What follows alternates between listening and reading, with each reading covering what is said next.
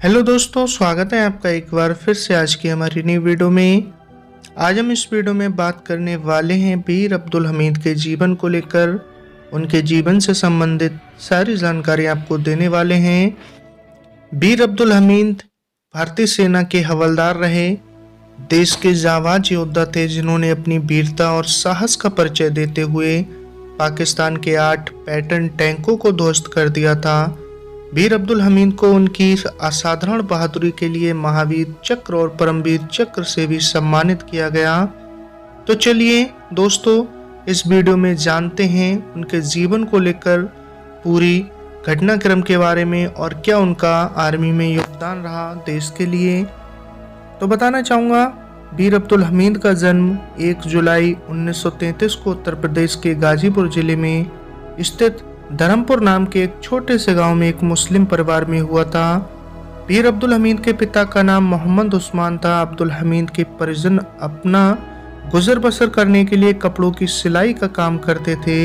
हालांकि अब्दुल हमीद अपने पारिवारिक कार्य में बिल्कुल भी रुचि नहीं थी। अब्दुल हमीद के पिता और नाना दोनों ही पहलवान थे। ऐसे में अब्दुल हमीद का मन भी बचपन से ही दंगल के दांव पेचों में ज़्यादा लगता था। लाठी चलाना, कुश्ती करना और नदी के तेज बहाव में गोते लगाना उन्हें पसंद आता था। बीर अब्दुल हमीद को अन्याय से सख्त नफरत थी। एक दिन उनके गांव के किसी गरीब किसान की फसल कुछ गुंडे जबरन ले जाने लगे तो अब्दुल हमीद अकेले ही उनसे भिड़ गए और आखिर में गुंडों को खाली हाथ लौटना पड़ा। अब्दुल हमीद का एक सपना था कि वह किसी दिन भारतीय आर्मी में शामिल होकर देश की रक्षा करें। इसके लिए अब्दुल हमीद ने खूब कोशिश की और आखिरकार उनका सपना पूरा हुआ। 27 दिसंबर 1954 को इस दिन अब्दुल हमीद भारतीय सेना के ग्रेनेडियर रेजिमेंट में शामिल हुए। बीर अब्दुल हमीद अपने पूरे जीवन काल में इसी रेजिमेंट में रहे। सेना में रहते हुए अब्दुल हमीद ने आगरा, अमृतसर, जम्मू कश्मीर, दिल्ली, नेफा और रामगढ़ में अपनी सेवाएं दी। इसके अलावा अब्दुल हमीद ने साल 1962 में हुए भारत चीन युद्ध में भी भाग लिया था। साल 1965 में जब भारत और पाकिस्तान के बीच युद्ध की स्थिति निर्मित हुई तब अब्दुल हमीद छुट्टी लेकर अपने घर आए हुए थे।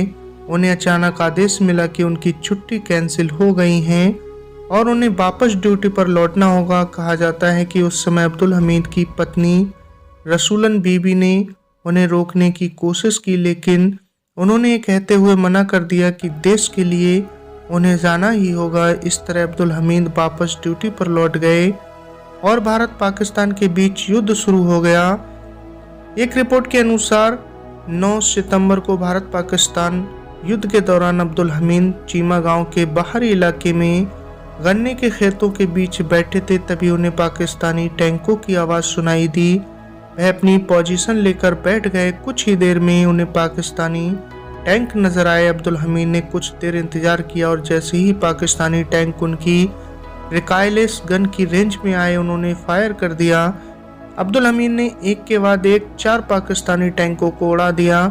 इसके बाद 10 सितंबर को अब्दुल हमीद ने 3 और पाकिस्तानी टैंकों को नष्ट कर दिया। इसके बाद पाकिस्तानी सैनिक की नज़र अब्दुल हमीद पर पड़ गई। पाकिस्तानी सैनिकों ने अब्दुल हमीद को टारगेट कर फायर किया। ठीक उसी वक्त अब्दुल हमीद ने भी फायर कर दिया। अब्दुल हमीद के फायर से एक और पाकिस्तानी टैंक नष्ट हो गया, लेकिन इस दौरान उनकी जीप के भी फरकच्चे उड़ गए और अब्दुल हमीद देश की रक्षा करते हुए शहीद हो गए। अब्दुल हमीद की असाधारण बहादुरी को देखते हुए उन्हें मरणोपरांत परमवीर चक्र से सम्मानित किया गया। इसके अलावा 28 जनवरी 2000 को भारतीय डाक विभाग ने वीरता पुरस्कार विजेताओं के सम्मान में 5 टिकटों के सेट में 3 रुपए का एक डाक टिकट जारी किया।